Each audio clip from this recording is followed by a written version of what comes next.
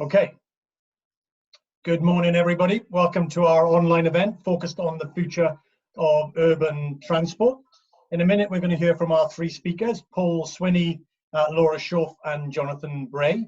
Just to give you a sense of how the event is going to run. The event is being recorded. We'll make it available after the event and the slides that are going to be shared. During the event, we recommend that you select speaker view. That's for the best viewing experience. And if you can keep your mics on mute, unless you're asking a question, that would be much appreciated. We'd love to see your face when you're asking the question as well. But until then, just keep your mics on mute. The hashtag is COVID Transport. The presentations, of which we're going to get 3, will take 20-25 minutes, and then we'll have 30 minutes or so of questions. You can submit a question at any time using the chat function at the bottom of your screen. Send a private message to ask a question. You can do this at any time. You don't have to wait until you've heard all 3 of our speakers, and we'll take as many as we can once we get into that session, and we're going to be done around 12 o'clock. So that's how the event will run. Let's quickly move on to our first contributor, our first speaker. That's my colleague Paul Swinney, Director of Policy and Research at the Centre for Cities. Paul, over to you.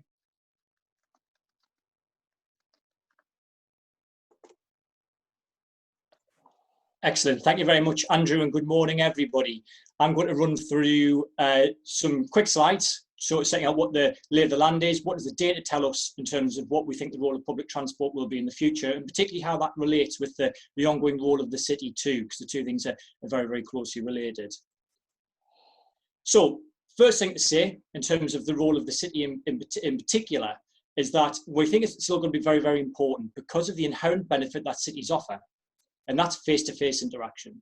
So if we go back to the late 90s, there was a book that was written called The Death of Distance by Francis Cairncross. You can see that on the screen now. And what that predicted was that because of all the rise of new technologies, cities weren't going to be important anymore. People could work anywhere.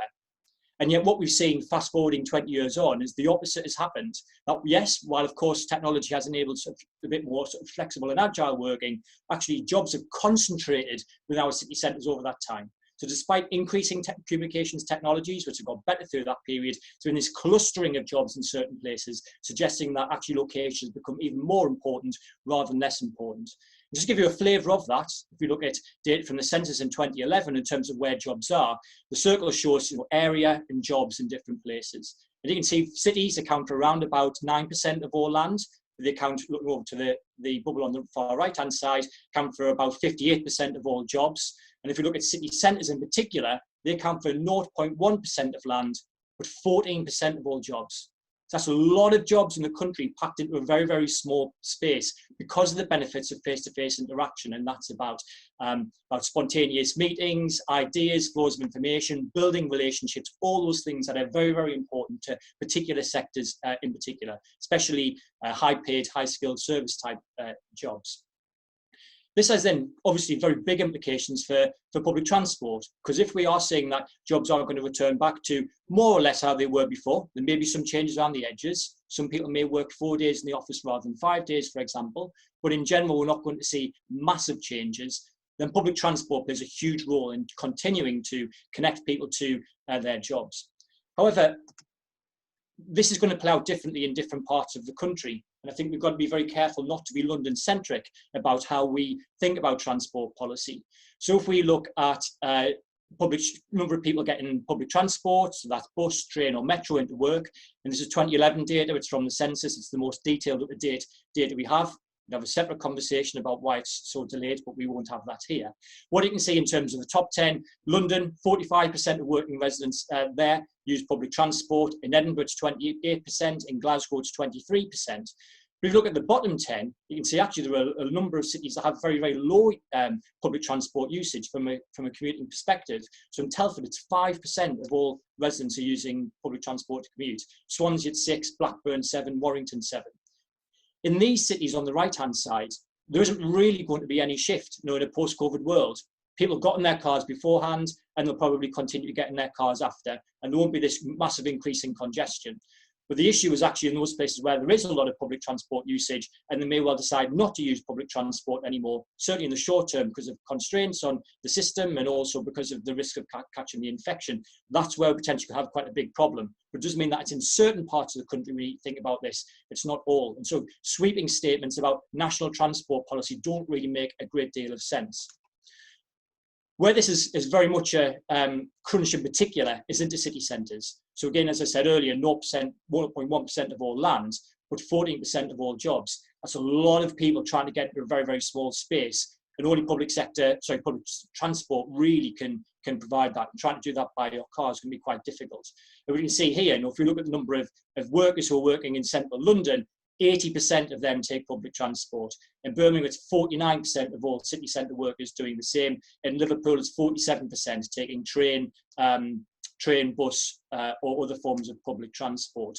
And it's getting people into these parts of the country, in this part of the economy, where we're really going to have a very big crunch and need to think about what we are going to do about that well, not even in the post-COVID world, even sort of during the crisis, when lockdown's lifted, but still haven't got a vaccine in place. What does that mean?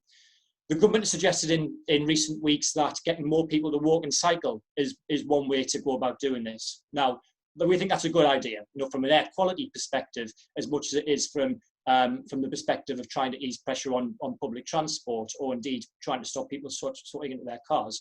However, we've got to be very, very careful here about the extent that we think active travel, so walking or cycling, can pick up some of the slack on this. So if we look at 2011 figures, we know that there were around about 22 million commuters in 2011. But crucially, only 13.9 million of those commuters live within cycling distance of work, so 10 kilometres. So look at the data, 85% of all people who cycle live within 10 kilometres of their workplace. So that shrinks down the pool, quite a lot in terms of the potential people who may well do this switch to cycling in particular. But then we've got to say, well, hang on, where are people using a lot of public transport already? Because somebody switching from their car to a bike in Telford is not really going to have that much of an impact on congestion in that area. So really we need to be thinking about those people who live within 10 kilometres of work in places where public transport usage is high. And we want to say that shrinks again to 6.5 million people. So actually the pool of people that could potentially cycle is much smaller. And then the question is, well, who within that pool is actually going to do that? And the question is, well, we don't really know, but we certainly don't think it would be 6.5 million people. But the government set out some targets on this. It said what it wanted was 5% of commuters to start cycling over and above those who do that already. 5% sounds very small, but actually if we apply that down to the much smaller figure of 6.5 million people, it would mean that we'd have to have a five-fold increase in the number of people cycling. And if we think about the hard yards we've had to put in already to get people to cycle as much as they currently do, and which has been very hard over the last 10 to 15 years, that's a very big ask over a very, very short period. And so we've just got to be careful here about what we think we can achieve within that space, and therefore what do we then need to do from a policy perspective. So what should we do about it? Well, photo on the top left, more active travel, more cycle lanes. You've seen quite a lot, no doubt, in recent days about pop-up cycle lanes, which have been very interesting, happening in cities across the world. Milan has got big plans for turning roads over to cycleways, etc. as well. So there's some big changes being made here. Electric e-scooters are being trialled within certain parts of the UK. That's quite interesting. If people don't really want to cycle because of the physical effort, e-scooters remove that. Or perhaps they don't want to travel to very long distances cycling. Actually, e-scooters may or may not extend the catchment area for people who may travel in an e-scooter rather than they're cycling because there's much less effort. Having said that, all these things are great things to do, but there's not a great deal we can do about the weather. So the picture represented in the top right. So there's a challenge here about even if we do get more people out in terms of active travel or put policies in place, there are still other barriers that are going to prevent people from doing that sort of thing. And we've just got to be realistic about what it is we can achieve. So that points us to trying to find solutions around public transport. How do we try and increase the capacity of public transport in a world of social distancing? Face masks have been one of them. Disinfecting buses and tube carriages and train carriages are another. And no doubt our following speakers will be able to tell us much more about what are the practical things we should be thinking about in terms of being able to make public transport safe. And then finally, a much longer term thing we need to think about, but a very important one, but not often connected to the transport agenda, is planning. Having dense places, dense cities where it is easy to walk and cycle over short distances is very, very important. And so having planning policies which potentially encourage sprawl and low density development are the enemies of trying to get more people walking and cycling. We need to be thinking much more about that, a little bit in the short term, but actually in the longer term, if we're thinking about sustainable transport solutions. Back to you, Andrew. Excellent. Thank you very much indeed, Paul. Solving the transport questions are critical, as we've just heard, to the future economic success of our cities, and in particular, the future economic success of our big cities. So let's turn to our second speaker, Laura Shoaf, Managing Director of Transport for West Midlands, to find out what's going on in the West Midlands, how the lockdown has affected the city and how it works, but also their ideas for coming out the other side. Laura, over to you. That's great. Thank you very much, Andrew. I'm really happy to be here today. I'm going to just cover sort of how we have responded in the West Midlands, how we've been affected, what we've seen around behaviour change, and then try to pontificate on what might be the new normal in the coming months and years, which I think will be as much of a guess as anybody else has got. So in the West Midlands, the first thing that we did was essentially watch our patronage fall by about 90%, almost overnight, with lockdown. But that allowed us a chance to think about how we wanted to coordinate our services to make sure, and this was our sole focus for the first few weeks, was how are we going to ensure that we have a clean, safe, and reliable network that's available to the key workers who need it. So that was the first thing that as a team we stopped to refocus on. We were considering how are we going to keep our staff protected? How are we going to support the passengers who need it? How are we going to make sure essential journeys are able to be made? And what are we going to do for key workers and for the NHS? And that was a really fast and good piece of work. But one of the sort of things that we did, which we were able to react quickly to, was to, alongside other authorities, change the concessionary pass travel time to before 9:30 so that older people could access those special shopping hours that were being made available. We also repurposed our Ring and Ride, our accessible transport vehicles, and used those to move especially healthcare workers between, for example, rail and bus stations and hospitals, and offering free travel to anyone who was working in the NHS. That actually showed up where we had some holes in our network, which was really interesting. And going forward, we'll look to redesign the network to pick those up. But we've had over 3,000 people use that bespoke service to move people safely between transport hubs and hospitals in the crisis. So that was how we dealt with the immediate. But of course, the immediate quite quickly changes into how do you rebuild a network? So it turns out shutting a network down is actually not that difficult. But what is really challenging is thinking about how you rebuild an urban transport network with social distancing. And it is my view that actually urban areas need mass transport, and mass transport and social distancing are so far proving to be rather incompatible. So it's a really big challenge. And we were asked to think quite quickly about how we would get back to as much of a service as we could offer by the 1st of June. And so that is what we have been doing. And this is really challenging. So I'll just give some examples. But on the bus network, we will be able to get the vehicle capacity, but the amount of people that can travel on a bus obviously depends on the size, but on some of our double deckers in a safe distance is about 18. We own and operate the tram system in the West Midlands. On any given day, we could get about 240 passengers on a tram. With social distancing, we can take 40. And same, with rail, it's about 20% of the people that you could carry before you can carry now. So trying to do this delicate dance of making sure that we've got enough capacity on the network as we start to come out of lockdown has been really challenging. We here have set up a transport cell, which I chair, which has all of our operators, Highways England, Network Rail, local authority, police, the blue light services, to make sure that we have a consistent approach. Because I'll just give a couple of examples of why and how this could be really challenging. So if buses are going to put a sign up when they reach capacity to say that they're full and they're not going to continue to stop unless a passenger is getting off, you can imagine as you start to get into urban areas, the fact is that more buses will be full, potentially train carriages full, metro stops are full. Now social distancing is a commitment between people. It's not enforceable in certainly in a meaningful way.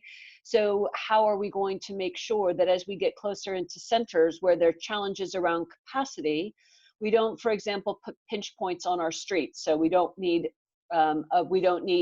40 to 50 people queuing at a bus shelter in a center near to the center of Birmingham, where you might have people trying to queue for shops, and then how we're going to deal with the reallocation of road space. So if the road space is now used as a temporary cycle lane, how do those people queue safely? So you can quickly start to see how all of these things come together in an urban environment in a really challenging way. And certainly they get more intense the closer you get into the city center. So we are able to ramp up our network ready for when we've been asked to do that. Obviously, some of those challenges around what we're going to do around capacity, but also one of the really big challenges that we're having is around the sort of coordination across government. So we've got schools going back, but that's not happening in a uniform way. Academies potentially able to do other things. Really concerned in the West Midlands about FE colleges going back, certain groups of people who put a lot of pressure on the network.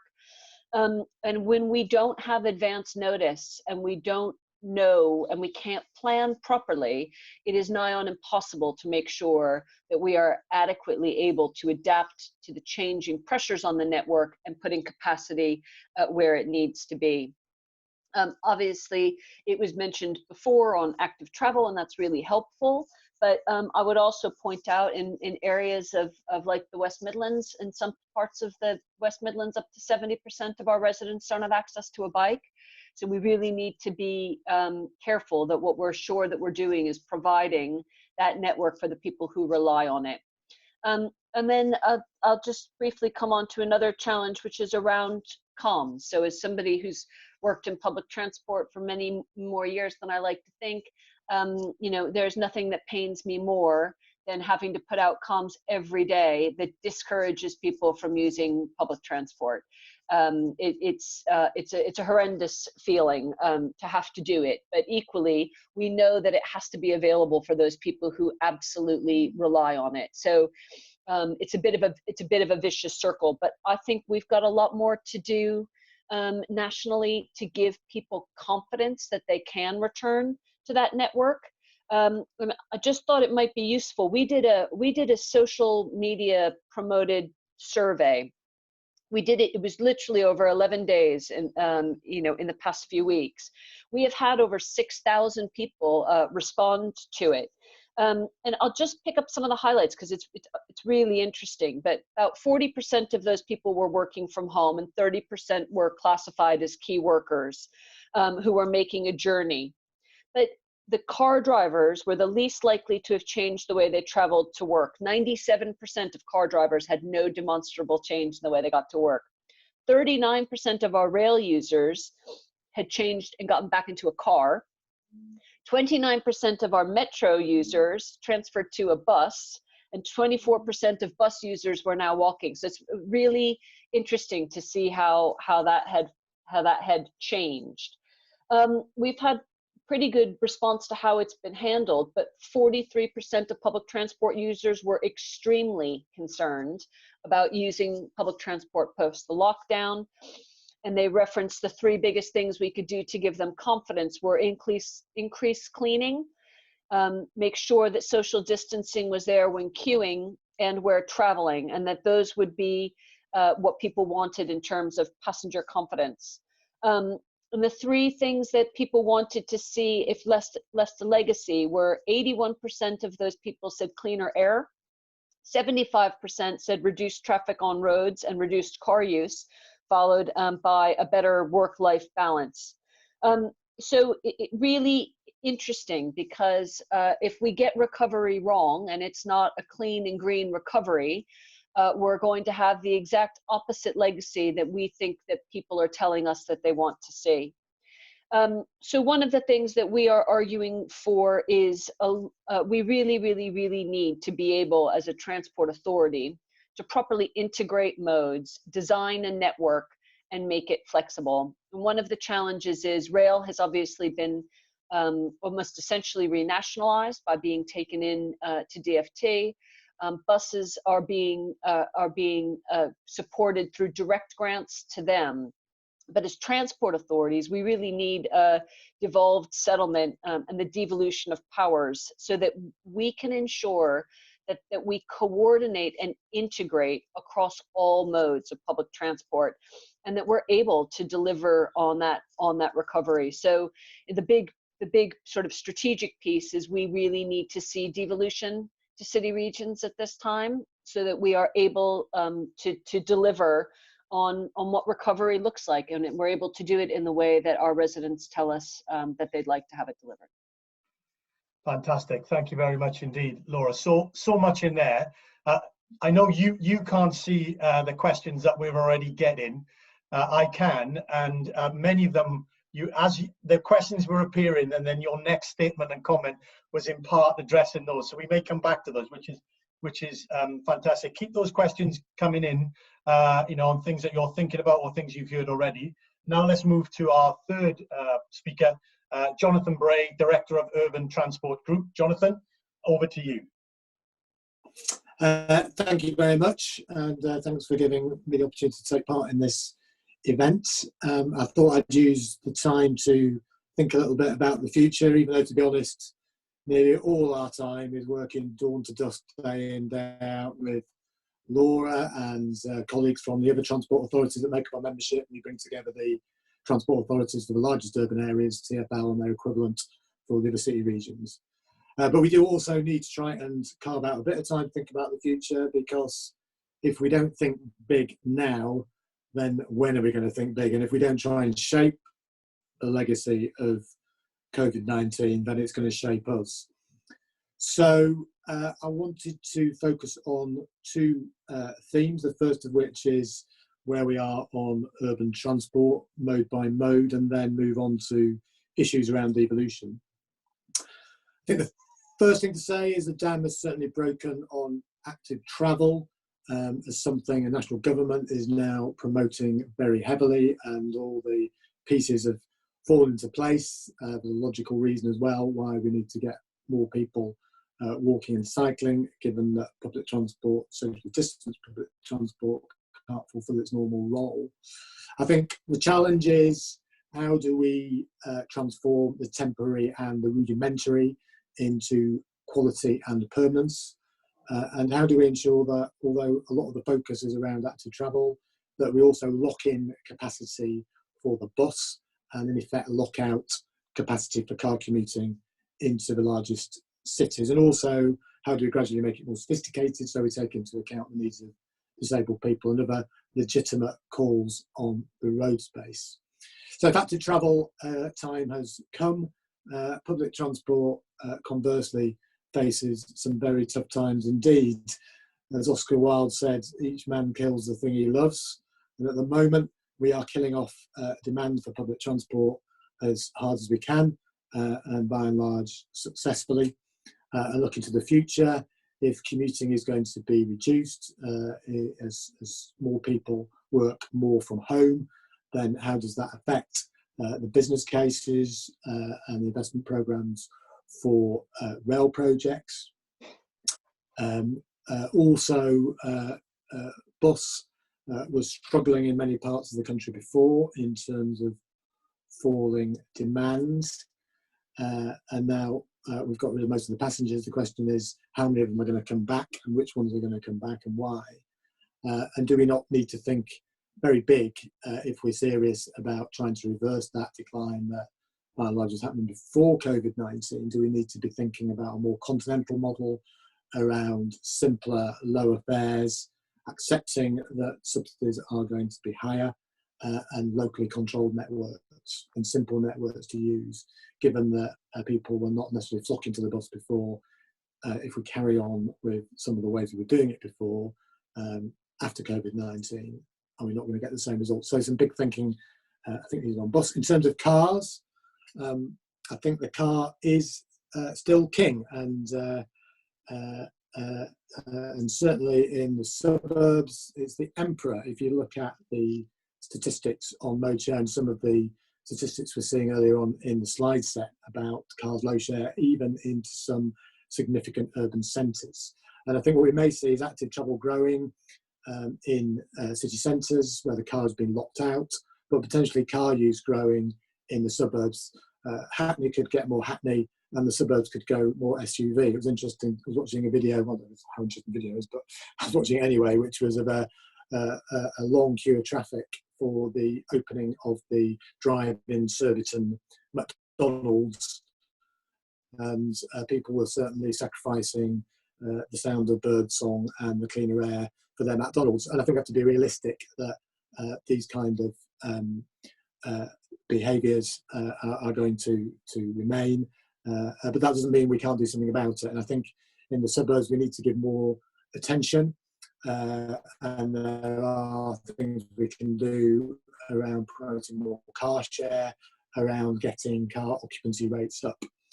I also think the car is not going to disappear, but the big project that could form part of a wider economic recovery project is electrification of transport, electrification of cars and public transport, decarbonisation as the grid greens, and that seems to be potentially a route one to fusing the post-COVID-19 recession challenges with the urgent decarbonisation challenge, and that could well be a useful centrepiece of a kind of green new economic deal post-COVID. In terms of devolution, where we go next, I think, as ever, it's a mixed picture in government. There's certainly sympathy from number 10 in that people at number 10 have come from a city's background, but at the same time, there's clearly a national political project going on there too, and an tendency to want to control things at the same time. I don't think it's clear yet what the government's wider economic strategy is going to be in terms of the balance between austerity and a more Keynesian approach. Certainly even during this crisis, it's clear that Whitehall is still very much a series of separate islands and countries that have diplomatic relations with each other, but it's not necessarily always as cohesive as it might be. And of course, we'll have battered finances at both national and local government, which we don't really know how they're going to play out just yet. But again, despite all this, if not now, then when? And we are going to need to pursue much bolder and more intense measures in city regions around what we do with transport, how that links into economic recovery in those cities. And we've got into the habit of being bold and doing things at pace and at scale, which we would never have contemplated doing, and never mind the kind of timescales we're doing. So we've got in the habit now of being bold, not always doing the things we would like to do, but maybe we can carry forward some of those tendencies as we go. We certainly need, as Laura was saying, far less tortured funding streams, far less pots and competition pots and fragmented powers. We need to pull those threads together if we're going to have a ghost of a chance of coming out of what we're experiencing now in a more positive way and knitting those modes together. And some of the radical things we may need to be thinking about, for example, do we need to have more of the powers occurring at the strategic city region level in the same way that London does on things like strategic highways and taxis and taxi licensing. Also, we still, as a nation, spend a colossal amount of transport spend on what often seem to be zombie road schemes that have been kicking around for decades. They're always there, ready to come out of the drawer when there's some money available. But in terms of the actual impact that they have, very limited, They're often leading to further traffic generation, further sprawl and dystopian sprawl. And do we need to be now thinking about diverting those oodles of cash into things that are more climate safe, and also addressing some of the immediate and what feels much more relevant challenges, some of which I've just described, about saving the bus and around making temporary road space allocation into permanent quality road space allocation. So I think we need some big, bold thinking, but we also need to be astute thinking. I think there's a danger in some of the commentary I've seen that there's a tendency to assume that COVID-19 has happened and therefore at the other side everyone will now agree with us or me. I'm not sure that's the case. So we need to be clear-headed about what's going to happen, astute but ambitious and bold. And now is a time when we're starting to think about that alongside tackling these very tough day-to-day problems around the restart and the recovery in an environment where public transport is heavily restricted due to social distancing. Excellent. Thank you very much indeed, Jonathan. Absolutely loads in that one as well, for certain, around different issues. We're now going to turn to questions. So I say to front and to our panelists particularly, we will bounce around in part because we're not taking questions as they come in, but there are lots of different questions that come in addressing different issues. So we're going to bounce around in terms of micro to macro to to different aspects. So it'll keep you on your toes if nothing else. So I want to start with, so I'm going to say who's going to ask the question. Can you get ready to unmute your mic, ask your question, and then I'll parcel it out to our panelists. So the first question is going to be from Sandy. Sandy, you've asked several questions, but I want you to focus on, if you don't mind, the first question you put, because that connects to what Laura was saying, which is about messaging and how we restore and build confidence, and actually the practical measures that we can do in order to do that. So Sandy, if you're there, unmute, ask your question. Yes, I'm here, Paul. Yeah, my message was really that following up on the various comments, the current COVID message is not to use public transport. Isn't there a danger that the message is hitting home, but people will definitely stop using public transport when we get back to almost normal? It seems to me we need that real collaboration across bus, metro, rail to restore confidence. And I think that's what Laura was hinting at quite strongly. Okay, excellent. Thank you very much. Touches on lots of the things that all three of you said. Laura, just take that, take that on. Too successful in some respects. How do we restore, in practical sense, the confidence of people that they can actually use public transport in the way that we would ideally want them to do it? It's a really good question, and it's a really complicated one, because one of the challenges that we had in the first instance was we really wanted to make sure that there were as few people using the network as possible to keep safe, and that is a different position to where we are now, which is there are aspects of the lockdown that are releasing. If it can be slow and coordinated, the network can cope. So it's a change in message, and certainly there were some unhelpful messages, I think, in some of the daily updates that said, please drive, which of course was never a message that we really wanted people to hear. But to me, and what our passengers are telling us here, is they really want to know that the vehicles are clean. So being able to be very clear about the cleaning regime, whether it's a bus, a train, or a tram, that those vehicles are cleaned, the regularity with which they are cleaned. I think that is information passengers need to know in order to build trust. The other one is face coverings. I genuinely think that you can see in other parts of the world where face coverings are actually mandatory. I'm not making that as a policy suggestion, but certainly colleagues from Germany and other parts of the world, the face masks are mandatory currently on public transport and in public places. And that seems to give people an ability to perhaps be a little bit more confident in using public transport.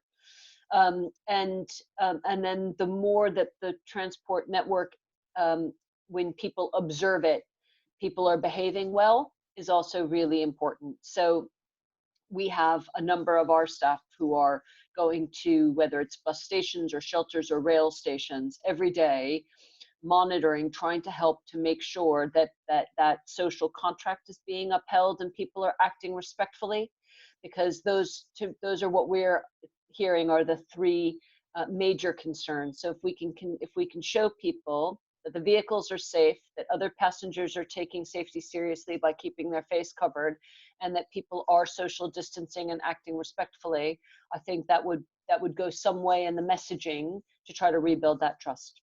Okay, excellent. I'll come to the others in a second, but I want to pick up some of the points that Jonathan made about the need for radicals. So is Dermot or Kane, if you're there, Dermot, you talked about, is this the opportunity for radical new measures? Unmute, ask your question, and I'll come to you on that, Jonathan, first off. Dermot. Hi. I suppose one thing that's really struck me over the last couple of months is just how well we have adapted to using technology. Today is probably testament to that. And I know Paul made the point that he suspects, in the next few months ahead, that we will probably start to go back to what we knew as normal.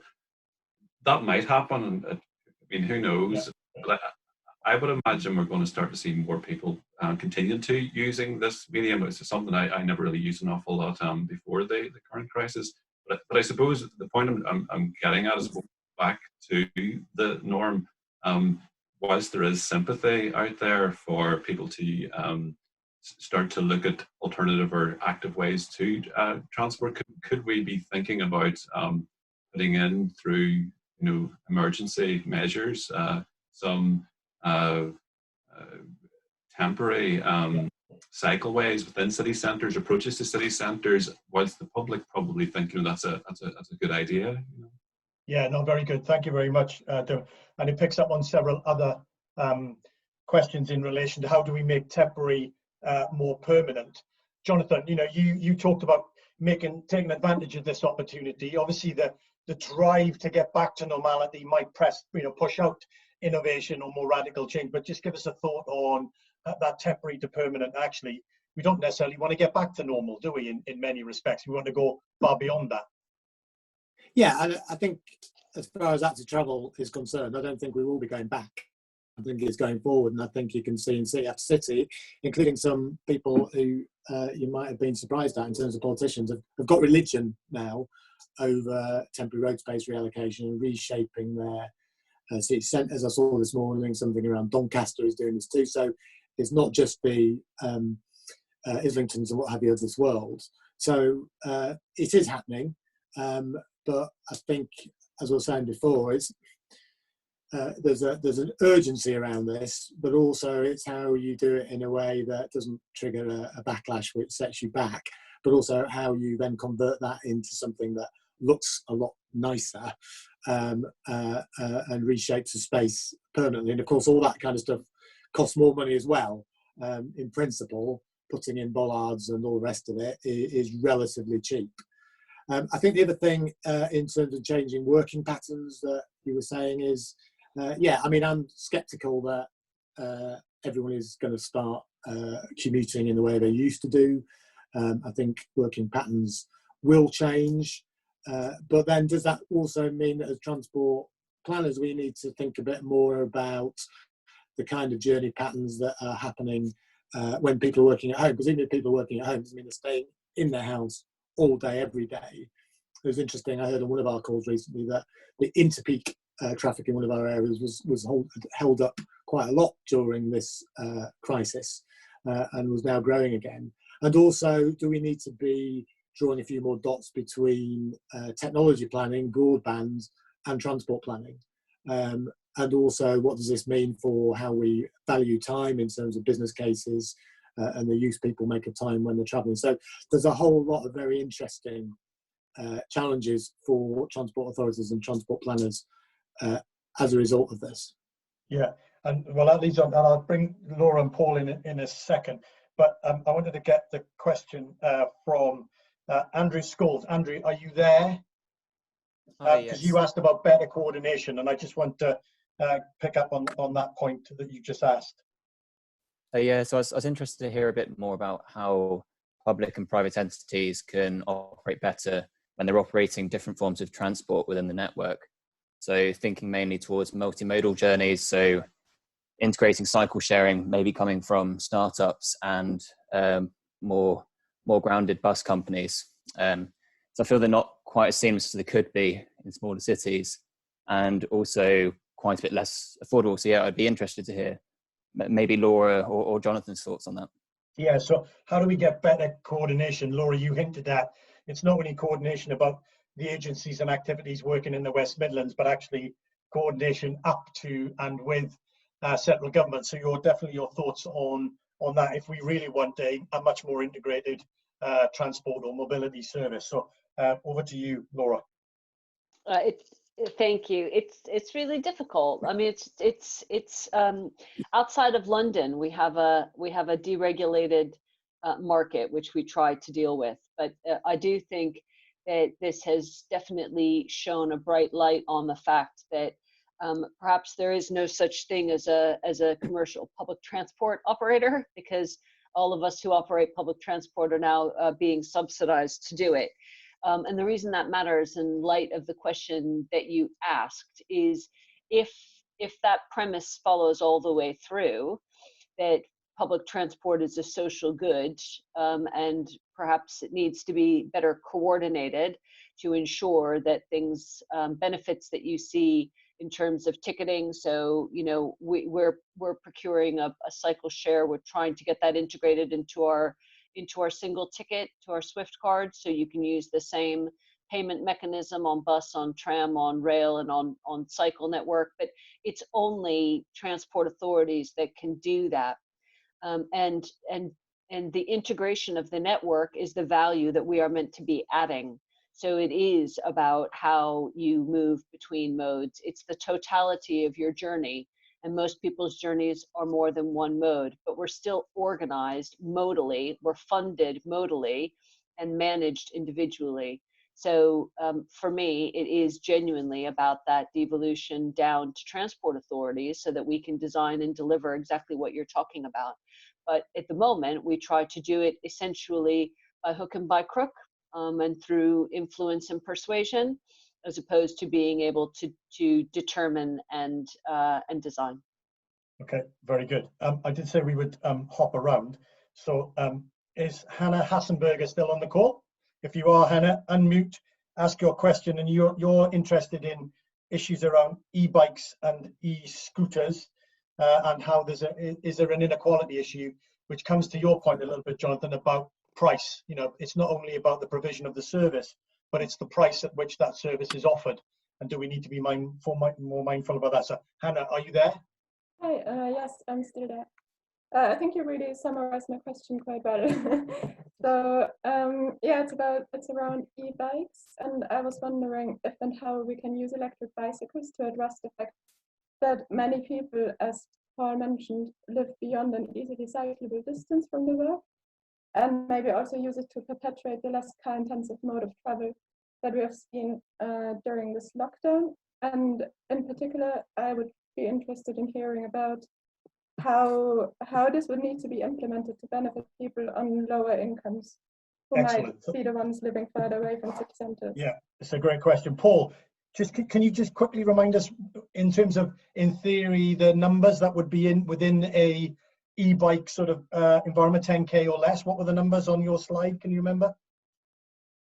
So in terms of people who were in commutable distance, I think it's around about 8 million people, which is over a 10K distance.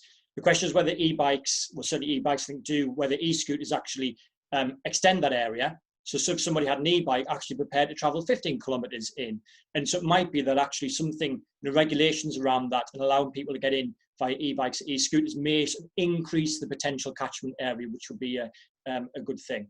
Yeah, excellent. Okay, because I think someone else, in terms of a contribution, said there is some research from the Netherlands, I think, that e-bikes for certain, I don't know about e-scooters, e-bikes do extend the journey's distance that people are prepared to make. So there is some sense that he might go out slightly further from, and we can dig that out in terms of that evidence and put that available on our website. Laura, e-bikes, e-scooters, you know, where does that fit? I mean, it feels like a slight diversion when we're also talking about, you know, these massive movers of people, but I guess that's, you know, they become more important as parts of the mix, and we don't have a regulatory system at the minute that is overly favorable to, you know, to those sorts of modes, do we? No, we don't. We are one of the areas that's going to do one of the e-scooter trials, and I think we're as much interested in learning where it's been done badly as what we can do well, because certainly Europe is riddled with examples where it hasn't been rolled out in a coordinated way, and you've wound up with a lot of street clutter, which is about the last thing that people need at the moment in our urban centers, given social distancing. But there's sort of two different questions. So what on e-bikes, a real alternative changed, subject to the weather, as Paul pointed out, for people. So even if I just think about my own sort of personal circumstance, where I live is quite hilly. I can bike to the station, but I'll definitely be a sweaty mess, and then I'm going to have a shower at work and pack clothes and all that. Whereas if I could get on an e-bike to make that journey, I could arrive in a state that was a bit more acceptable. I wouldn't have to necessarily pedal up the hills. I'm quite lazy. It would suit me. But the question about affordability is really important. They're really expensive. They are not able to everyone to afford them, but they do offer a real change, I think, as Paul was saying, in what people would be willing to do. E-scooters, I think, are slightly different in that, you know, I'm not going to do my 12 miles on an e-scooter, but if I have to park, you know, a mile away from the train station, I might throw an e-scooter in my car, use it to get to the station. I could get it on the train, which not all trains take bikes. It's lighter, it's more portable, and I might use it to complete my journey on the other side in the center of Birmingham, just a little bit easier. So I think they both have an interesting role to play. But certainly what we've seen around the world on e-scooters is we need to be really thoughtful about it, trial it in a number of different types of locations, and then be very determined about what we say as a country about letting them use. But I did see some stats the other day from Halfords just demonstrating that people are buying them. Even though they're only allowed to be used on private land, people are buying them in anticipation of a policy change, and they seem to be popular from that perspective. Indeed, excellent. Okay, so let's change tack again. Let's go to Megan Streb. Megan, if you're there, you want to ask a question, and come to you first, Paul, about co-working, district centres versus city centres. So, Megan, if you're on the call still, unmute, ask your question. Megan, away you go. Hi. Yes. Hello? So it sounds like one of the things that we want is that sense of agglomeration, but maybe we actually want that to be a bit more disparate so that more people can have short journeys. What might the role in district centres be for having space for co-working, for meetings, for things like that going forward? And maybe what policy opportunities are there to make that happen? Brilliant. Thank you very much indeed. So, Paul, your first dabs on that's obviously relevant to your members as well, Jonathan, given, you know, you're looking after big places that have often cores, but very, you know, many other district centres within their patch. So, Paul, over to you. Thoughts on that? Yeah, the two options are either we continue to get people into the existing centres, or we actually try and move the jobs, and so people don't have to travel very far. In principle, I think that sounds like a great idea, but I think in practice we've been trying to do that for, you know, many decades. Not just in terms of where jobs are within cities, but we think about how we've been trying to move jobs around the country, and we struggle to do that. So I think, you know, there are things that we probably could do around, like say, making sure there's appropriate commercial space in district centres, but I would be fairly sceptical about the ability of policy to be able to do that in any meaningful way to sort of really shift the travel patterns of people on a daily basis. So I still think that we've got to think about how do we try and get public transport to work in a post-COVID world, given that we expect to see sort of fairly similar patterns to, or I would expect to see fairly similar patterns to what we've seen in the past. And just for a second, Paul, Cara, we've had several questions about the connections between one of your final points, which is about building more housing in our district centres and or around public transport hubs or nodes to allow people, if they're living there, they may be doing a bit of their work there, but actually if they're living there, then they're getting onto public transport in some shape or form to do other parts of their journey, less reliant on the car. So just say a little bit more around that, and then I'll go to Jonathan and then Laura.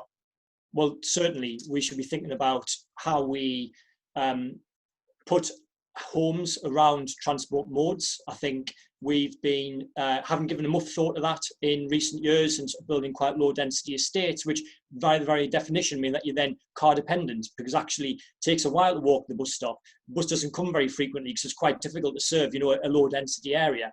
Whereas if you're in a high density area, either you can have, a good bus service, or if you're high density close to a train station in particular, you're then very close to the train station and cut out the need for the car. So you don't need to park a mile away and get your electric scooter, because you can potentially walk around the corner. We've done some work with Professor Paul Cheshire around this, doing some estimates on how many homes you could deliver around public transport hubs or train stations in particular. You get some very interesting numbers around it. So I think we need to, as I said before, this is not just a conversation about how we potentially rethink transport. It's a conversation about how we actually rethink planning. Excellent. Okay, Jonathan, coming to you. Your thoughts on that question about the relationship between and the role of different district centres with the connections of. Yeah, I think there's a lot of potential there. There's a lot of reports about transport and cities, but I think there's only one that I know of about transport and towns, because we did it to fill that gap. And if you look at some of the amazing places that are within our conurbations, and some of their town centres may be struggling. I'm thinking about Batley, where we launched our transport in towns report in West Yorkshire. There's actually a lot of economic activity going on in around there, in light industry and in other manufacturing areas. And it's a fantastic place. There's some amazing buildings, and in some ways it's equivalent to a kind of inner suburb centre in somewhere like London in terms of distances from the main centres. And a lot of the travel patterns are not just everyone commuting into one city centre. There's a lot of stuff across conurbations, and realistically not everyone could commute into one single city centre from a whole of a city region anyway. It's just not practically feasible or particularly enjoyable. So I'm not saying this should be the expensive city centres, but I think there is a need for much greater focus on what we can do around transport in towns and suburbs, because otherwise when we're talking about transport, all we're talking really about is the city centres and the inner cities, and that's not all of the population. It's certainly not the whole of the carbon emissions from transport. And some of the solutions that can work for city centres are not really going to be as easy to do elsewhere. Talking before about the massive dominance of the car for market share in other areas. So I think we need more attention on that. I think there is things we can do, and we should try and move away from just imagining that everywhere's like London. It's round, it's got a city centre, it's got an inner suburb, it's got an outer suburb, it's got some fields, and that's it. Because most of our places are not like that. No. They're multi-centred conurbations. Okay, I'll come to you, Laura, because your place is not like that. It's got lots of different, sub-centres or different kind of centres. Get your thoughts on that. I'm keen to squeeze one more question in as well. So, Laura, give me your thoughts on how we think about the geography of our places and respond to that. It's really important, but I think most of the key points have probably been made by colleagues. I heard somebody refer to the potential recovery as revenge of the countryside. And I just think there is a bit of concern, or certainly a feeling that people are going to associate urban areas with places that aren't safe, which I think is potentially really dangerous to do. I think whatever the new normal looks like, I can see, for example, and this has been commented on, changes that I will make professionally and different ways that I will travel, or certainly not needing to go back to an office 5 days a week. But there are also other really human elements, I think, of this challenge that aren't that aren't fulfilled by 5 days a week working at home. So I don't know what the answer is going to be, but it's got to do both, which is give people that better life-work balance and a cleaner recovery, which is what they want, but also not retreat entirely from human interaction. So those local centers might become increasingly important for a whole host of other reasons. Okay, excellent. So you've got a couple of minutes left. So I want to, this is a question that's been submitted, but I've been asked to read it out. It's from Susan. Didn't give a surname, just Susan. What does government need to do to enable our cities to do more to improve their urban transport systems? A massive question to finish on. I'm going to give you a minute each if you need it in order to do that. Give us your highlights. Jonathan, you're in this space all the time. You've alluded to some already. Just in terms of, what are the kind of big things that government needs to do in order for, the places that you think about to improve their transport systems? Well, I think it all comes down to funding and powers as usual. And we're going to need, at the moment, we've got emergency funding settlements for the crisis we're in, but we need to have an entirely fresh look at how transport in the city regions is funded, much simpler, more streamlined, perhaps a little bit more revenue as well as capital. Powers, this emergency, as Laura was saying, has showed many of the weaknesses of the very fragmented forms of governance we've got and the lack of overarching powers at city region level. So that too, but I think as well, we need the government to be shaping a recovery which includes devolution, which includes a greener economy, like I was talking about, electrifying transport, but also get behind public transport, because we need to persuade people to come back to it, and that needs the government to be talking it up and backing it to when the moment comes. Excellent. Laura, what's your answer to Susan? What does government need to do to make your job that much easier? Stop taking all the decisions in London. Let us take the decisions in our regions where we know what we need. I find it almost amusing that decisions on timetables and frequencies are being taken out of DFT on a train line that I have been taking every day for the past 10 years, and that the idea that they will know better than we do about what we need, what our network needs, and where we need that investment is wrong. So I wholeheartedly agree with everything that Jonathan said, as you would imagine. But it is devolution to the regions to really allow us to do what we can do. We know our area, we know our passengers, we know our residents, we know our businesses, and we know what needs to be delivered locally. So give us the funding and give us the powers, and then let us do it, and let us be accountable for it. We would all welcome the chance to stand up and be accountable for what we do. Excellent, very good. Paul, final thoughts from you. So more focus on an emphasis on city region transport systems rather than train links between cities. Shift an emphasis on that. Practically, what does that mean? Transport for London style powers for our other big cities and funding associated with that. And also thinking about what we're going to do in terms of transport infrastructure investment in our big places too. So why don't we do underground or metro or tram systems for Leeds and Bristol, for example? Why don't we give money to extend the system that's in place in the West Midlands? That's quite a good Keynesian style policy to try and get the economy going in the post-COVID world as well. Excellent, very good. Bang on time. It's 12 o'clock. We could go on, but as I say, we can't. We need to close. I'd like to thank Laura and Jonathan and obviously Paul for their contributions. Thanks to all the questions we had.